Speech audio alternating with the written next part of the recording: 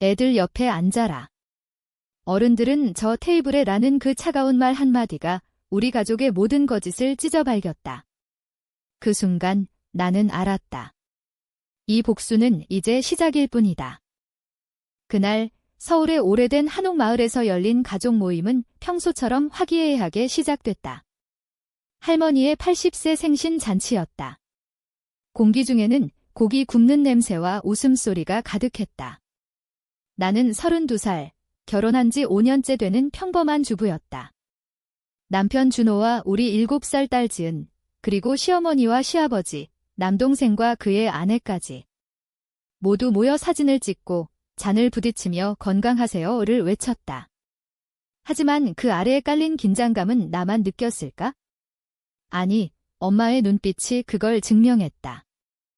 엄마는 항상 가족의 중심이었다. 60대 중반의 나이에도 불구하고 여전히 그 강인한 어깨로 우리를 지켜주셨다.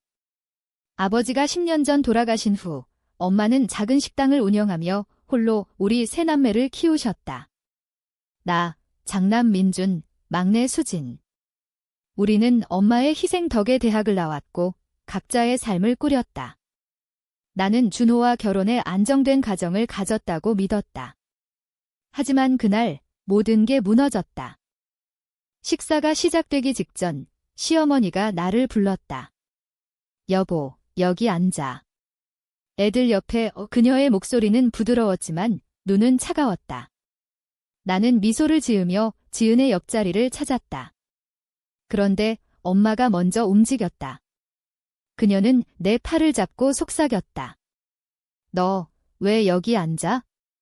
어른 테이블로 가. 하지만 시어머니가 끼어들었다. 아니에요, 어머님. 엄마는 애들 옆에 앉는 게 맞아요. 우리 어른들은 저쪽에. 그 말에 엄마의 얼굴이 굳었다. 그리고 플라스틱 포크가 날아왔다. 포크는 내 뺨을 스치지 않았다. 엄마의 손이 떨리고 있었다. 이게 무슨. 나는 중얼거렸다. 테이블 주위가 조용해졌다. 지은이 울음을 터뜨리려 하자 나는 재빨리 그녀를 안아 들었다. 시어머니는 웃으며 말했다. 어머님, 장난이세요? 포크로 장난치시네요. 하지만 엄마의 눈은 불타고 있었다. 장난. 이건 장난이 아니야. 내가 우리 딸을 애들처럼 취급하는 게 문제지. 그 순간 나는 이해했다. 이건 단순한 자리 배치 문제가 아니었다. 몇 달 전부터 느껴지던 시어머니의 미묘한 모욕들. 집안일은 왜 그렇게 못해? 시골 출신이라 그런가? 준호가 왜 너 같은 여자를. 그런 말들이 스멀스멀 올라왔다. 하지만 엄마는 그걸 다 알고 계셨다. 어떻게? 나중에 알게 됐다. 엄마의 식당 직원이 우연히 들은 이야기였다. 시어머니가 친구들과의 모임에서 나를 비웃으며 그 집딸은 그냥 내 엄마일 뿐이야. 우리 집안에 어울리지 않아 라고 한 거였다. 잔치가 끝난 후 집으로 돌아오는 길에 엄마가 전화했다. 수진아, 너 괜찮아? 목소리가 떨렸다. 엄마, 왜 그랬어요? 창피했어요. 나는 울먹였다. 창피. 그 사람들이 너한테 한 짓이 창피하지 않아? 내 인생을 망친 게. 엄마의 말이 끊겼다. 망쳤다고요? 무슨. 나는 차를 세우고 물었다. 그제야 엄마가 털어놓았다. 준호의 불륜. 시어머니가 그걸 은폐하고 나를 계속 괴롭히며 이혼을 유도하려 한다는 사실. 준호와의 결혼은 로맨틱했다. 대학 시절 캠퍼스 카페에서 만난 그는 부유한 집안의 장남으로 나 같은 평범한 여학생에게는 꿈같은 남자였다. 3년 연애 끝에 결혼했고 지은이 태어났다. 하지만 2년 전부터 준호의 야근이 잦아졌다. 회사 일이야. 그는 그렇게 말했다. 나는 믿었다.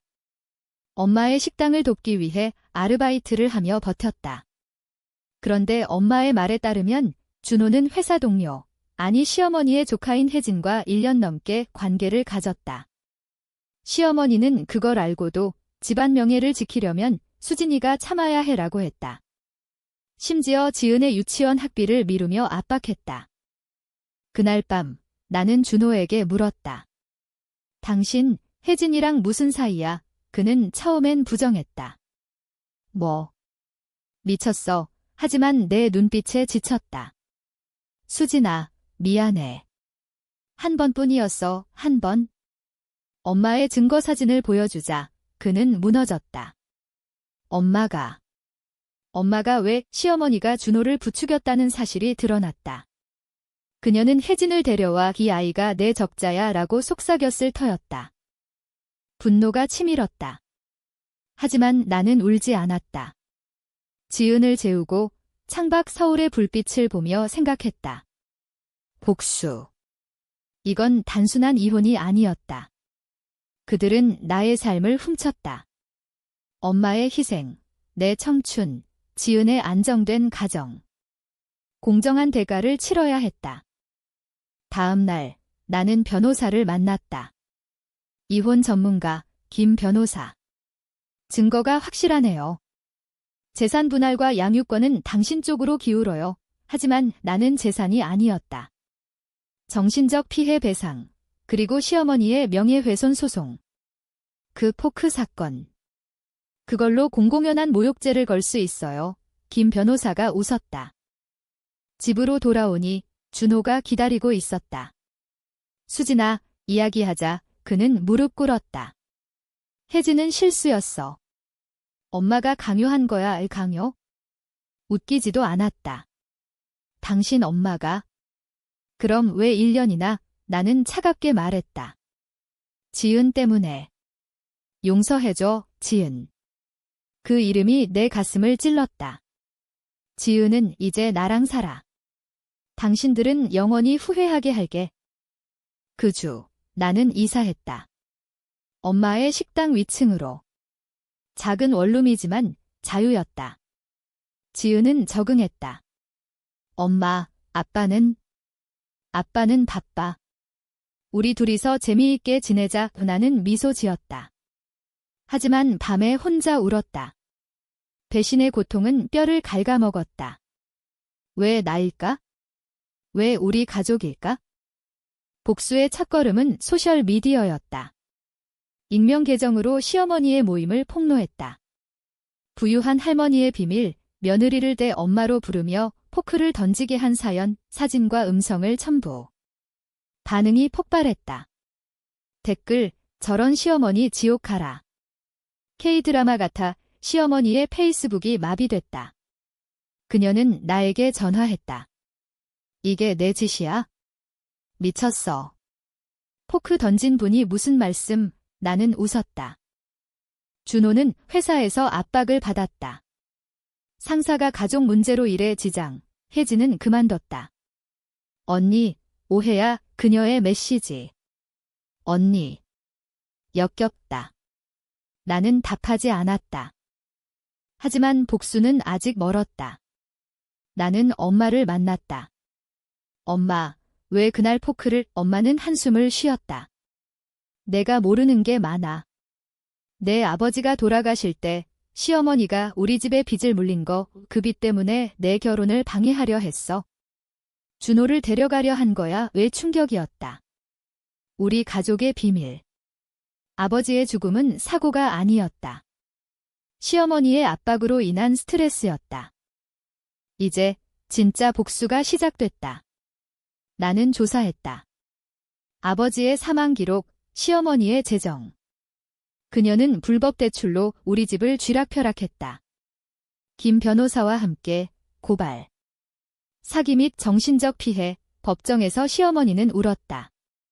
나는 그저 하지만 증거는 무너지지 않았다. 준호는 나를 찾아왔다. 수진아, 다시 시작하자. 그의 눈은 공허했다. 지은이 필요해. 나는 말했다. 지은은 나의 딸이야.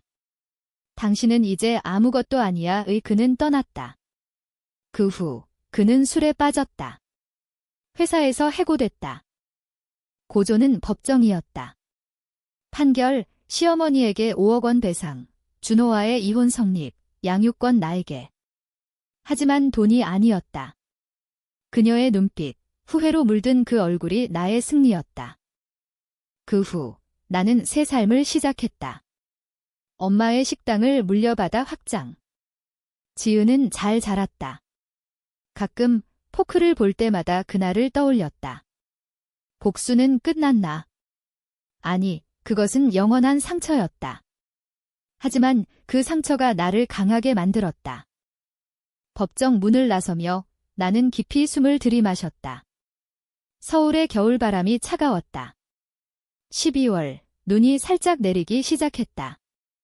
시어머니의 울음소리가 아직 귓가에 맴돌았다. 수진아, 제발 그녀의 그 말은 진심이었을까? 아니, 그건 패배자의 변명일 뿐이었다. 나는 지은의 손을 잡고 택시를 탔다. 엄마, 할머니 울었어. 지은의 순수한 질문에 나는 고개를 저었다. 할머니는 피곤해서 그래? 우리 집에 가서 맛있는 거 먹자. 집, 이제는 엄마의 식당 위층 원룸이 우리의 보금자리였다. 문을 열자 엄마가 기다리고 있었다. 왔어. 소고기 구워놨어. 엄마의 미소는 여전했다. 하지만 그 눈가에 새겨진 주름은 더 깊어진 듯했다. 우리는 테이블에 앉아 먹었다. 지은이 깔깔 웃으며 고기를 집는 모습을 보며 나는 생각했다. 이 순간이 바로 복수의 열매다. 평화. 하지만 밤이 깊어지면 그림자가 드리웠다. 잠이 오지 않았다. 베개의 얼굴을 묻고 준호의 얼굴을 떠올렸다.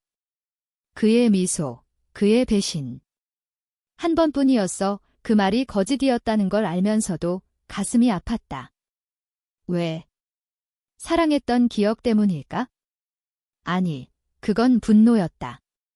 미처 갚지 못한 분노. 다음 날 나는 식당으로 내려갔다. 엄마의 한옥 맛집은 이제 내 손에 넘어왔다. 고객들이 북적였다.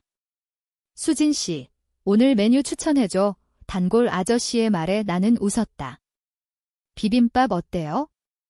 매콤하게 일상이 나를 지탱했다. 하지만 전화가 왔다. 준호였다. 수진아, 만나자. 마지막으로 나는 거절했다. 필요 없어. 그는 울먹였다. 지은이 보고 싶어. 제발. 지은. 그 이름은 나의 약점이었다. 나는 엄마에게 물었다. 엄마, 만날까요? 엄마는 고개를 저었다. 아니. 그 새끼는 이제 내 인생에 필요 없어. 엄마의 말은 거칠었지만 그 안에 담긴 사랑이 느껴졌다. 엄마의 과거를 생각하니 더 그랬다. 아버지의 죽음. 시어머니의 빚 압박. 엄마는 홀로 그걸 견뎠다. 엄마도 복수했어요. 나는 물었다. 엄마는 웃었다. 내 방식으로. 너처럼 법정으로 가지 않았지만 엄마의 방식은 조용한 복수였다. 아버지 장례식 후 엄마는 시어머니의 대출을 갚기 위해 식당을 키웠다. 하지만 그 과정에서 시어머니의 비밀을 알게 됐다. 그녀는 여러 집안의 빚을 물리고 며느리들을 조종했다. 그 여자는 악마야. 엄마의 말. 나는 더 파고들었다. 인터넷 검색, 옛 지인 통화. 시어머니의 과거가 드러났다. 그녀는 젊었을 때 남편의 외도로 고통받았지만 복수 대신 가족을 쥐어짜는 괴물이 됐다. 아이러니했다. 그녀의 트라우마가 나의 고통을 만들었다. 그날 저녁 혜진이 찾아왔다. 문 앞에 서서 떨고 있었다. 언니, 이야기 좀 해요. 나는 문을 열었다. 들어와. 그녀는 울었다. 준호 오빠가 나버렸어요. 당신 탓이에요. 당신 탓. 웃음이 나왔다. 내가 그의 삶을 훔친 거잖아. 혜진은 고개를 저었다. 아니에요. 이모가. 시어머니가 시켰어요. 집안 사업을 위해. 사업. 그 단어가 퍼즐을 맞췄다. 시어머니의 회사, 준호의 직장. 혜진은 그 연결고리였다. 증거 있어. 나는 물었다. 그녀는 핸드폰을 꺼냈다. 메시지들. 시어머니의 지시, 준호를 유혹해. 수진이를 쫓아내 충격이었다. 하지만 동시에 무기였다. 나는 김 변호사에게 보냈다. 추가 소송. 공모주의 법정은 다시 열렸다. 이번엔 혜진도 증인으로. 그녀는 무너졌다.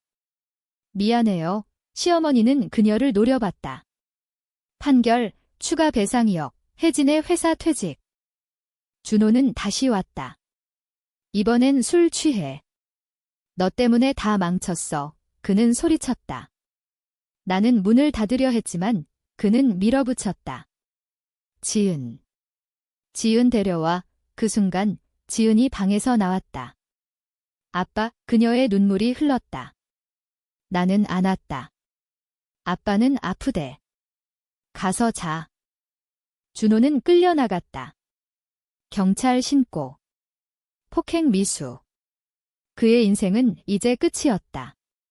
실직, 이혼, 범죄 기록. 나는 지은에게 말했다. 아빠는 멀리 갔어. 하지만 엄마가 항상 곁에 있을게. 그녀는 고개를 끄덕였다. 하지만 내 마음은 무거워. 복수는 승리지만 아이의 상처는 지울 수 없었다. 엄마와 나는 밤늦게 이야기했다. 수진아, 이제 그만해. 내가 이겼어. 하지만 나는 알았다. 복수는 끝나지 않는다. 그것은 우리 피에 스며든 유산이었다. 봄이 왔다. 벚꽃이 서울 거리를 물들였다. 식당은 더 번창했다. 나는 새 메뉴를 도입했다. 복수 비빔밥 매운 고추로 상처를 태우는 맛. 고객들은 웃으며 먹었다. 이거 왜 이렇게 매워? 인생처럼요. 나는 장난스럽게 답했다. 하지만 거울을 볼 때마다 나는 변한 나를 봤다. 눈가에 새겨진 피로 입가에 단단한 선. 복수가 나를 단련시켰지만 동시에 부수기도 했다. 지은의 학교 행사에 갔을 때 다른 엄마들의 시선이 느껴졌다. 저기, 그 이혼한 여자. 소문이 퍼졌다. 나는 고개를 들었다. 네, 맞아요. 하지만 강해졌어요. 준호로부터 소식이 끊겼다. 친구를 통해 들었다. 그는 지방으로 내려가 작은 아파트에서 혼자 산다. 술과 도박에 빠져 가족 재산을 탕진했다. 시어머니는 병원에 입원했다. 스트레스로 인한 심장 문제. 자업자득. 엄마가 말했다. 그런데 예상치 못한 손님이 왔다. 시아버지. 준호의 아버지. 그는 70대 초반, 여전히 위험이 있었다.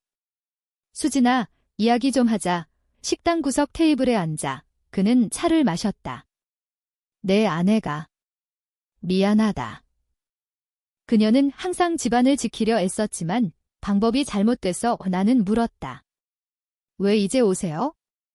포크 던진 날 왜 안 막으셨어요? 그는 한숨을 쉬었다. 나도 피해자야. 결혼 초기 그녀의 외도로 고통받았어. 그 후 그녀는 통제광이 됐지. 또 외도. 이 가족의 피는 썩은 듯 했다. 준호도 그랬어요. 유전인가요? 나는 비웃었다. 시아버지는 고개를 끄덕였다. 어쩌면.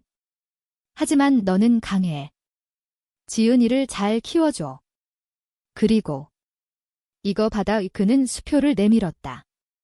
3억 보상. 나는 받지 않았다. 돈으로 끝나지 않아요. 당신 가족이 준 상처는 영원해요. 그는 떠났다.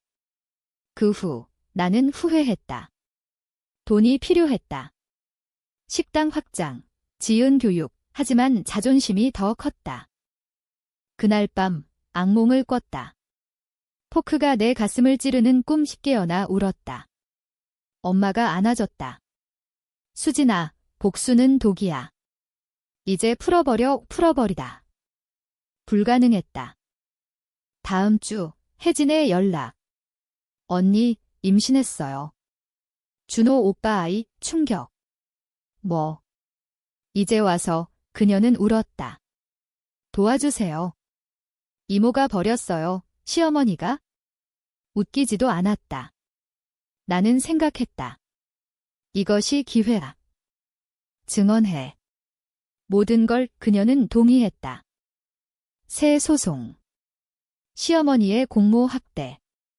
법정에서 혜진은 증언했다. 이모가 지시했어요. 수진 언니를 파괴하라고. 시어머니는 무너졌다. 거짓말, 하지만 녹음이 재생됐다. 그녀의 목소리, 그녀를 쫓아내. 우리 집안에 필요 없어. 판결, 감옥 2년. 시어머니의 눈은 텅 비었다. 나의 승리. 하지만 기쁨은 없었다. 지은에게 할머니 아프대라고만 말했다. 준호가 다시 나타났다. 이번엔 깨끗해진 모습. 수진아, 변화했어. 상담받았어. 그는 AA 모임에 다닌다고 했다. 지은 만나게 해줘. 나는 테스트했다. 증언서 써. 당신 어머니에 대해 그는 썼다. 진심이었다. 하지만 나는 거절했다. 늦었어. 그는 울었다. 제발. 사랑했어. 사랑. 그 단어는 이제 독이었다. 복수의 고조. 나는 책을 썼다. 포크의 그림자, 배신의 가족사. 익명으로 출간. 베스트셀러. 인터뷰에서 직원 제 이야기예요. 한국 가정의 어두운 면시라고 했다. 사회적 이슈가 됐다. TV 토크쇼, 기사, 시어머니의 이름은 잊히지 않았다. 지은은 자랐다. 8살 생일에 나는 말했다.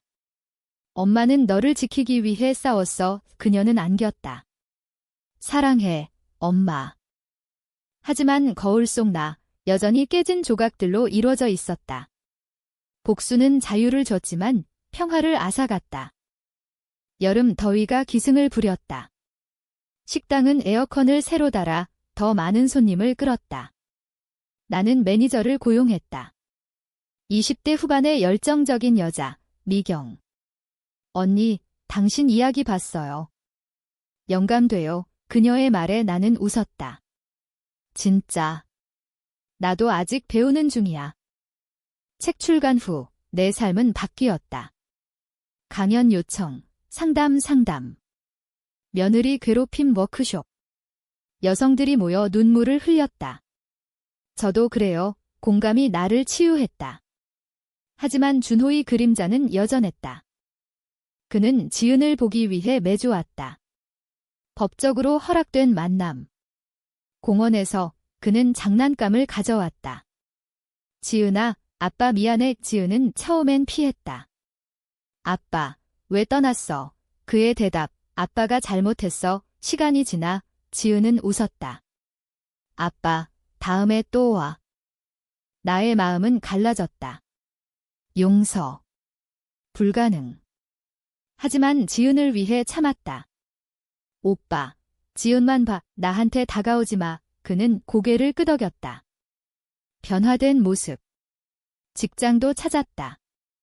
작은 IT 회사. 시어머니는 출소했다. 편지 한 장, 미안하다. 수진아. 내가 이겼어. 나는 찢었다. 미안. 늦었다. 혜진의 아이가 태어났다. 소식은 신문에서. 준호의 사생 앞 그는 아버지가 됐다. 나의 분노가 다시 타올랐다. 왜 그 애는? 나는 김 변호사에게 물었다. 양육권 소송. 가능하지만 지은에게 좋지 않아. 대신 나는 자선 활동을 했다. 대신 생존자 재단. 엄마와 함께. 엄마의 식당 수익 일부 기부. 이게 진짜 복수야. 그들이 준 고통을 다른 사람에게 희망으로. 엄마의 말. 가을, 할머니 생신이 다시 왔다. 이번엔 우리 쪽 엄마의 생일. 민준 오빠와 수진 누나, 사촌들. 웃음소리 가득. 하지만 문 두드림. 준호였다. 초대받지 않았어. 나는 말했다. 그는 축하한다고. 지은이 달려나왔다. 아빠. 그날 그는 참석했다. 어색했지만 지은 덕에. 식사 중 엄마가 포크를 들었다. 모두 긴장.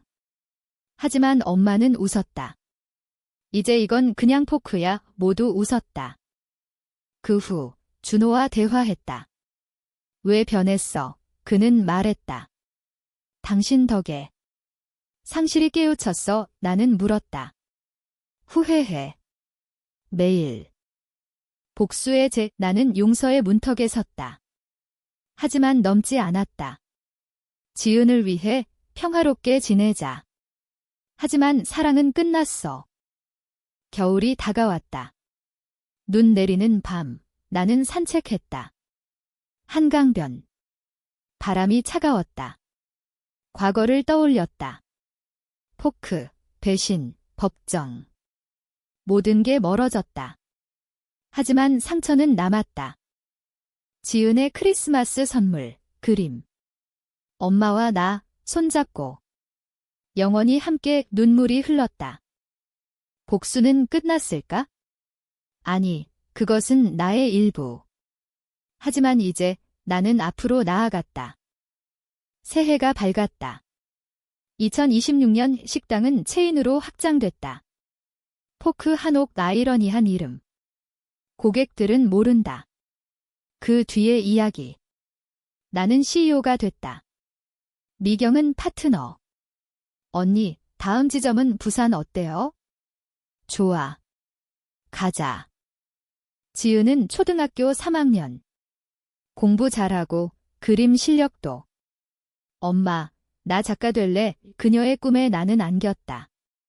응원할게. 준호는 안정됐다. 새 여자친구. 하지만 지은을 소홀히 하지 않았다. 아빠, 다음 생일에 뭐 줄 거야? 지은의 장난에 그는 웃었다. 시어머니는 요양원에. 시아버지가 돌본다. 소식은 힘이. 혜진은 아이를 키우며 나에게 감사 편지.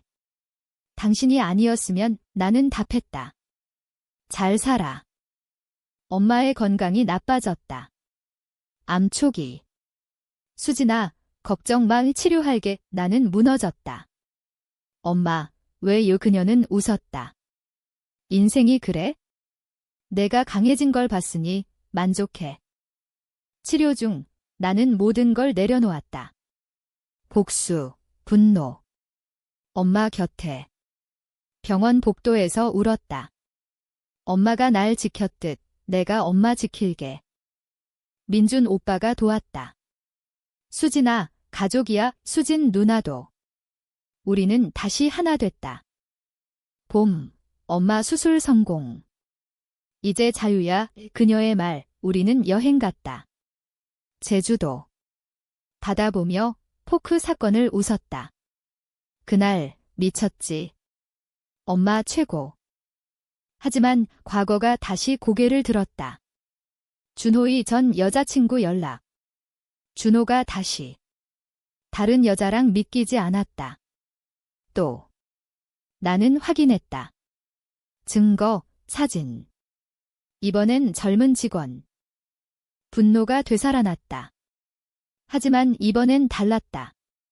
지은을 위해 조용히. 오빠, 끝내. 나는 말했다. 그는 사과했다. 습관이야. 도와줘. 나는 연결했다. 상담소. 이번이 마지막이야. 복수의 새싹. 나는 용서했다. 아니, 방관했다. 그의 자멸을. 여름, 재단 행사, 수백 명 모였다. 배신에서 일어나기 은혜 연설, 포크는 상처지만 그것이 나를 만들었어요. 가을, 지은의 학교 축제. 준호가 왔다. 깨끗한 모습. 수진아, 고마워. 나는 고개 끄덕였다. 겨울, 엄마 완치. 생일 파티. 포크 대신 은수저. 이제 새 시작. 하지만 삶은 예측 불가. 시어머니 사망 소식. 장례식에 갔다. 그녀의 관 앞에서 나는 속삭였다. 쉬세요. 2027년 나는 34살. 식당 체인은 전국 5곳. 재단은 1000명 회원. 지은은 9살, 꿈 많다. 엄마, 나도 복수할래. 그녀의 장난에 나는 웃었다. 아니, 사랑으로 이겨. 준호는 안정. 결혼했다. 새 가족. 지은은 가끔 방문. 아빠 집 재미있어. 나는 질투. 조금. 하지만 자유였다. 엄마는 건강. 수진아, 손주 낳아 이 장난. 나는 연애 시작. 변호사, 태민. 당신 이야기 책으로 봤어요. 그의 눈빛은 따뜻했다. 과거는 메아리. 가끔 포크를 들 때 떨림. 하지만 그것은 힘이다. 최종 고조. TV 다큐. 배신의 포크. 재연. 나의 목소리. 그날 나는 죽었고 다시 태어났어. 방송 후 메시지 폭주. 영감됐어요. 강해지세요. 결말. 한강 다리 위 태민과 손잡고. 미래 어때? 발각 바람이 불었다. 포크의 메아리 멀어졌다. 복수는 끝, 사랑이 시작. 하지만 상처는 영원. 그것이 나, 수진이다.